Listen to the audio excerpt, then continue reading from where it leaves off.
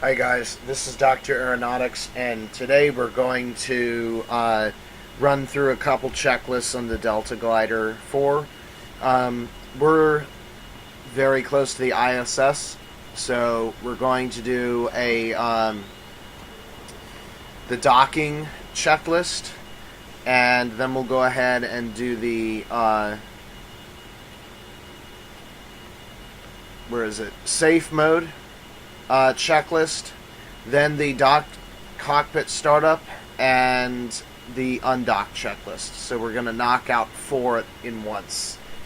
So the first step is to go to the docking checklist, which is number 4. And now we begin operations for that. So meanwhile, I'm going to go ahead and open the retro doors so that we can turn around and face the ISS. I'm also going to quickly load up the docking port radio.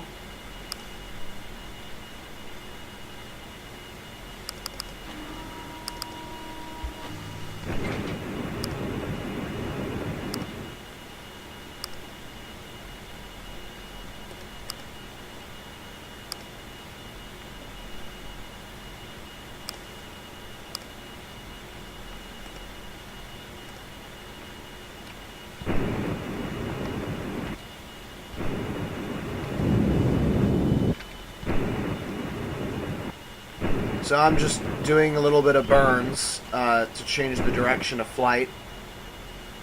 Oh wow, it's way off.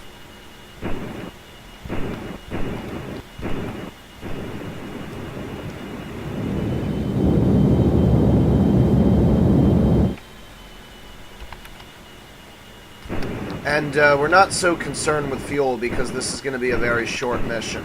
I don't even have to worry about re-entry. Okay, so while we're drifting, Translation. Let's go ahead and bring up the checklist. The first step is to check that the nose cone is open. So let's go ahead and open the nose cone now.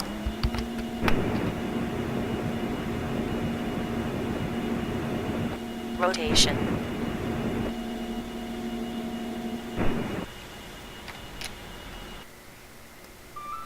Okay, you can see now our nose cone is open.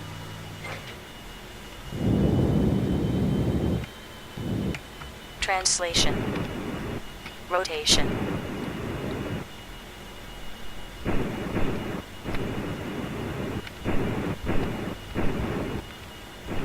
Just getting set up for the approach here.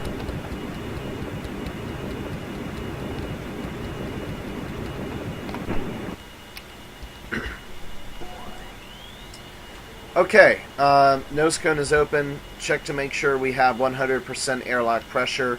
We do, so that's good. Rotation.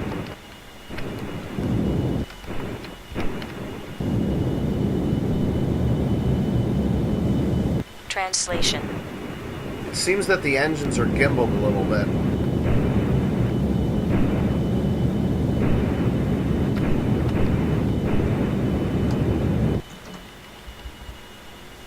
Okay, check and make sure the airlock doors are closed. Well, they should be, because how else would we have 100%? Okay, both of them are closed.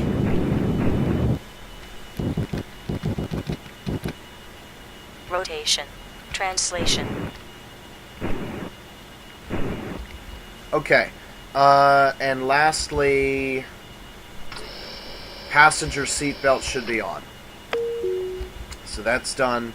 Now on the lower panel, we need to turn the main and backup life supports on for redundancy in case something goes wrong.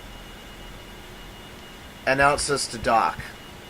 So we're going to go ahead and perform docking operations now. Translation. Rotation.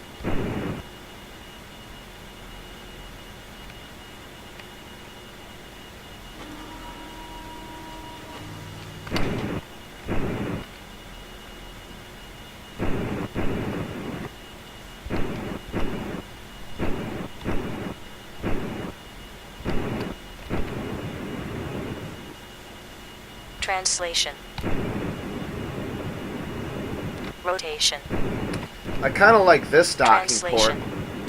Rotation. because it shows you right alongside the massive solar array panels, which is pretty Translation.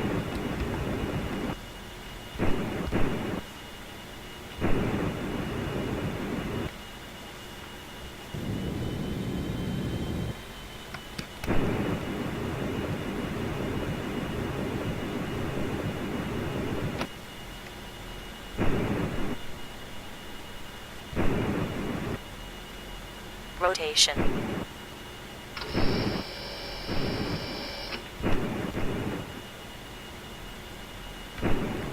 Translation. So docking should now be a relatively simple process. I think I've done at least 2 docks on Rotation. on my tutorials. Translation. So you should have plenty of information on how to actually dock. It is relatively annoying that the ISS is so big because the perturbations are crazy and it's annoying to have to Rotation. deal with them. Translation.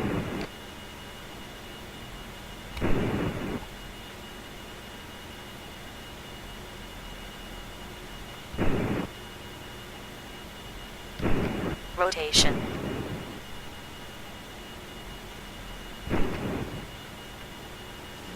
Translation.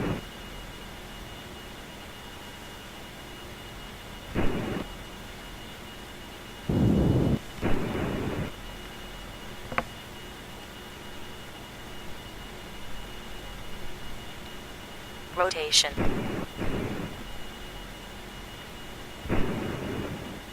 Translation.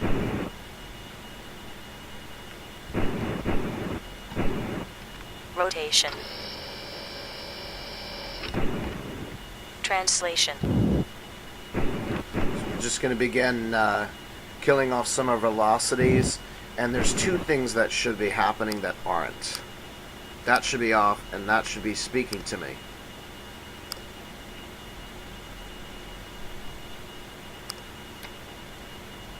Rotation.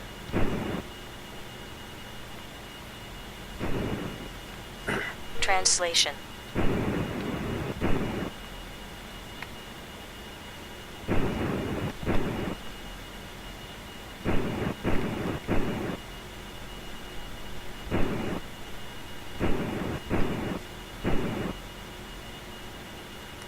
Okay, we can go ahead and slow to contact velocity very soon.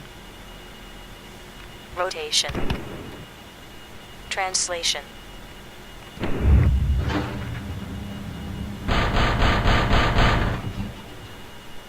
Houston, we show capture and hard dock. Congratulations.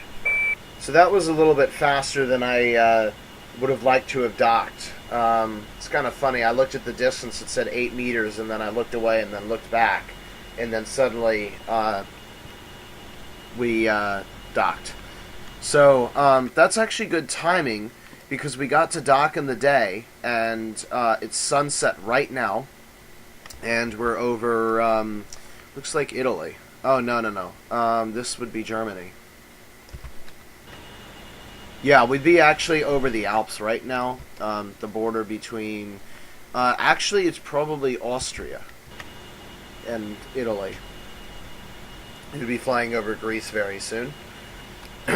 Okay. So we have docked, and now it says to turn the EPU on. So what we're doing now is we're connecting with the ISS's power. So the ISS is now powering us. And then open inner and outer airlock.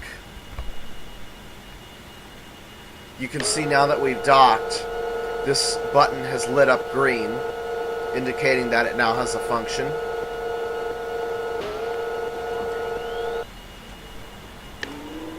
And so the ISS would have now opened their chambers, and we would be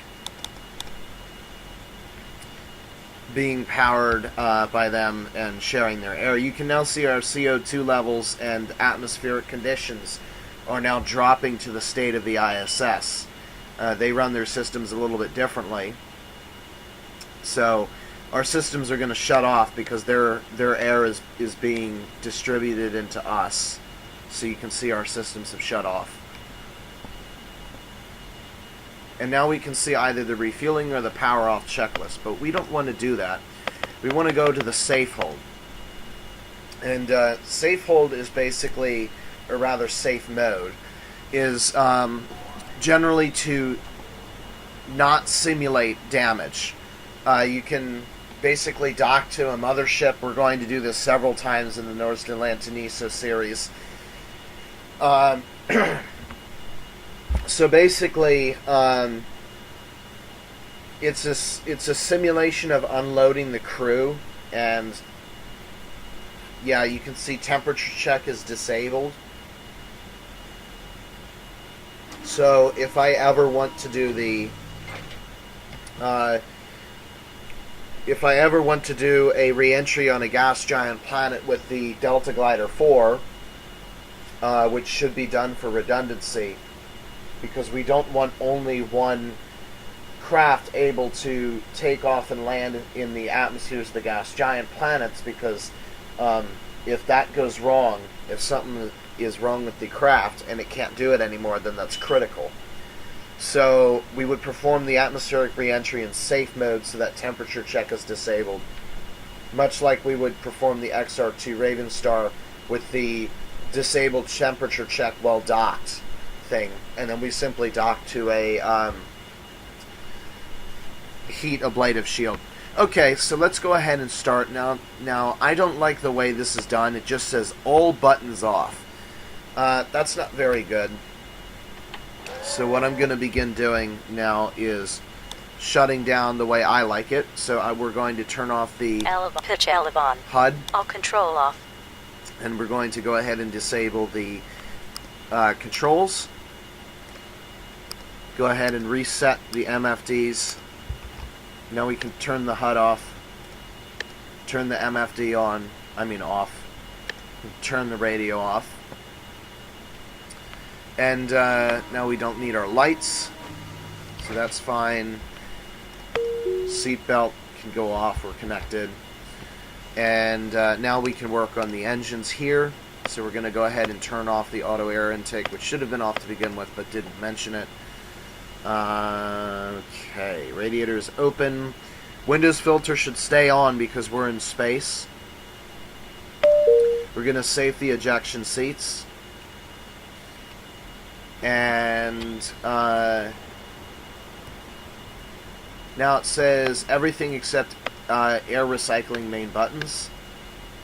So actually I believe these stay like this. You can turn off the backup system here. The lower panel should now be off.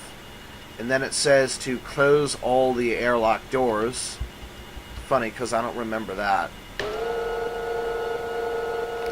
So while we're waiting for that,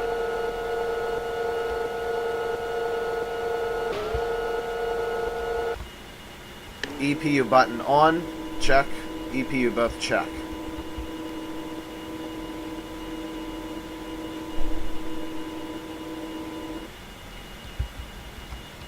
Okay, generator and 1 and 2 off.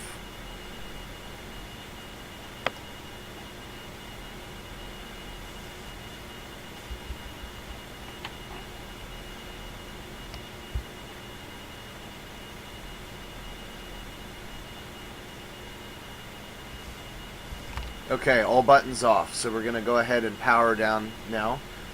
Airlock is done, engine is done, life pack stays on. Power down the main bus. Okay, so now we can go ahead and turn off the computer too.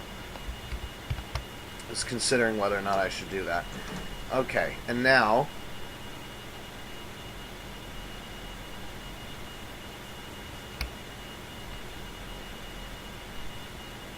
this should be it. So when I go ahead and press APU, we should now go into safe mode. There we go. So now it says crew have boarded the mothership. So now what's going on is the air is continuing to flow, even though it doesn't say here, because no one is on board the ship. You'll see if I try and hit a button, it'll say that there's no one on board. So that's why we don't see that. So the air is being maintained inside the ship. I kind of don't like that you close the airlock doors, because that still makes me, nervous when you come back in that the environment is going to be all messed up. I also don't like how you have to have the airlock doors closed and somehow the crew leave the ship. That really doesn't make that much sense. So maybe they should fix that. Meanwhile, temperature check and destruction is disabled, so now if the ISS had a giant engine on it, it could now fire and then take us, anywhere. Look at that, full moon.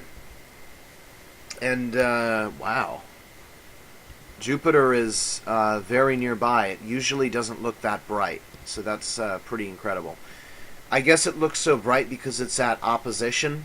You can see if there's a full moon, obviously there would be a full Jupiter. Not that it makes that much difference, but 100% of the Earth-facing hemisphere would be visible then. You can also see Uranus, which is more green than it looks because it too is at opposition. And Saturn is actually quite bright as well at opposition. So if you do astronomy, October of 2023 would be a good year for you, because you can see the moon, although that would change because every 2 weeks. And in fact, if you do astronomy, you wouldn't want a full moon because it lights the sky up. But Uranus, Jupiter, and Saturn will be very bright and visible at about the same time. So that will be quite exciting for anyone doing that. I know I myself will probably take advantage of that. Okay, so that is safe mode, unload crew. So the third thing we're going to go through now is docked cockpit startup. Okay, so no one is on board, so in order to use this, we're going to have to start the APU to leave safe mode. So the first thing we need to do is start the APU.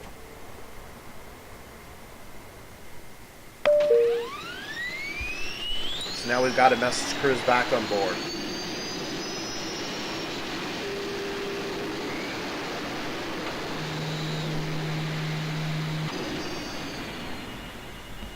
Okay, the APU's been started, which means we can now use the checklists. EPU is on, battery on, check. APU start.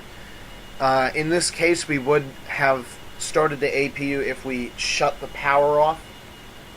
Sometimes I shut the power off if I don't need to be concerned about the vessel getting destroyed. Otherwise, when I'm in the atmosphere, I go into safe mode so that you don't die. Okay, so APU start has already been done, so that's unnecessary. Generator 1 on, and check. Generator 2 on, and check. Okay. So now it says generator bus 1 or 2, but I prefer APU both. And now it does that stupid all power on thing, which I don't like. So we're going to go ahead and boot the computer and activate the main bus.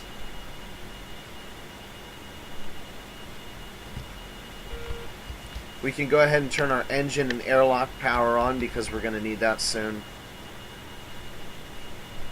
Now it says check all airlock door closed. And they're both closed. Okay, good. This is on. Passenger seatbelt on.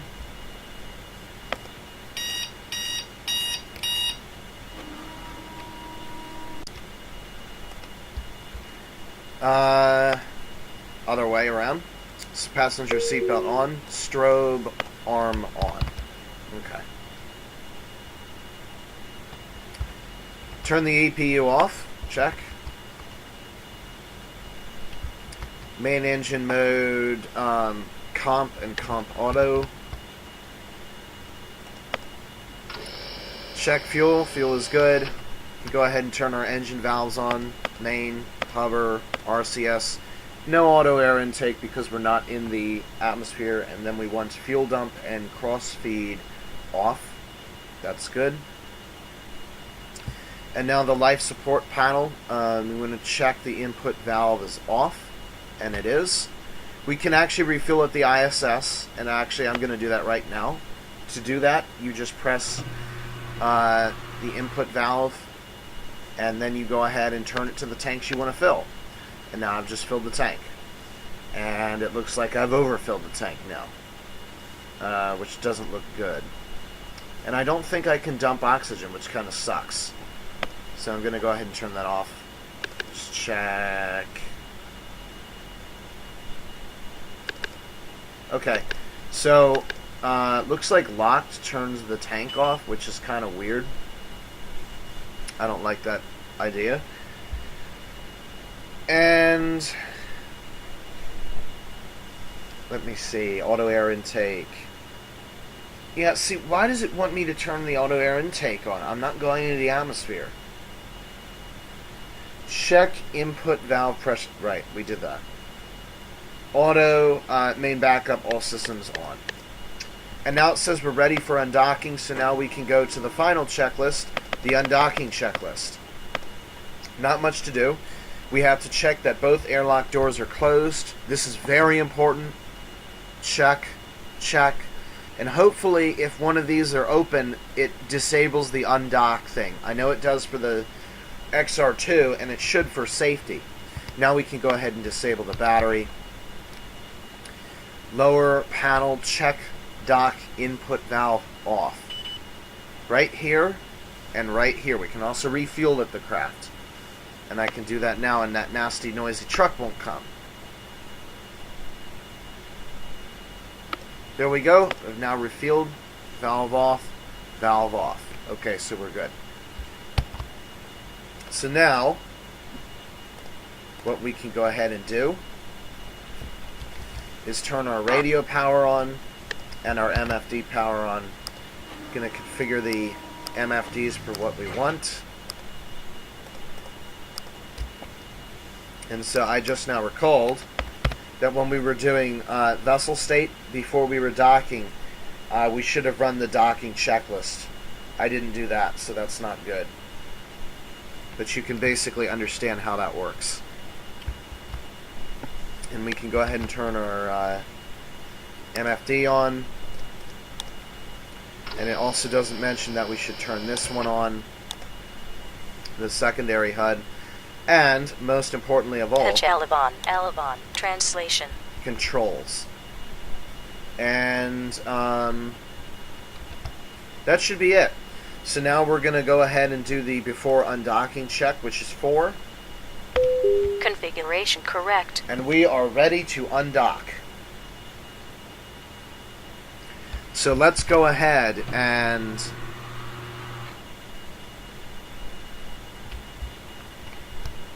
where is it? There it is. 3, 2, 1, undock. Undocking confirmed. Our lights have just been turned on. I'm going to go ahead and give it some retro engine power so that we can get out of the vicinity.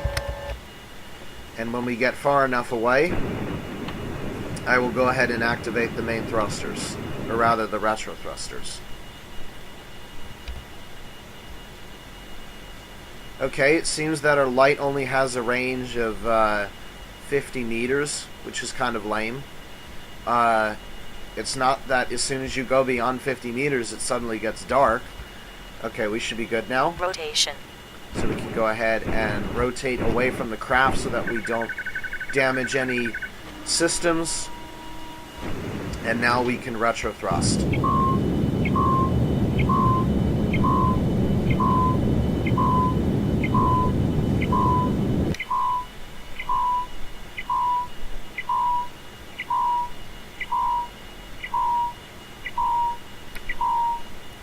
Okay, now we're gaining distance from the ISS. which means we can go ahead and go to that one, prograde. Also, I'm going to change the color to docking. I'm sorry. I should have changed the color when we were docking, and I'm going to go ahead and change it now.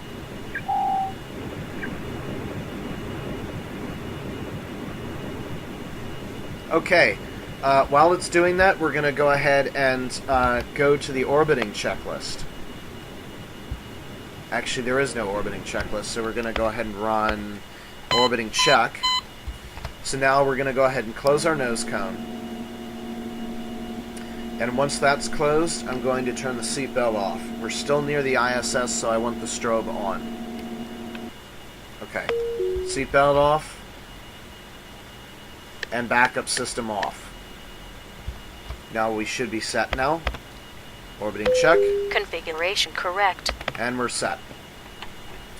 Okay, so I'm going to go ahead and do a quick save here. And what we're going to do is next episode we'll begin here, and I will do the reentry checklist and landing checklist. And I believe that will cover the main checklist, and all the rest is just simple stuff. So we've done 1, 2, 3, 4. We're going to do 5. So there's 1 we haven't done. We've done 6. Well, oh. Alright, we'll need to redo these because I didn't realize that there's some there. So that's 2, 3 things we haven't done. We've done safe mode. No, we haven't done power off cockpit. We haven't done any of this as well. So actually, yeah, there's a lot left to do. Okay, so this is Dr. Aeronautics, and I will see you guys next time for the reentry tutorial. Bye.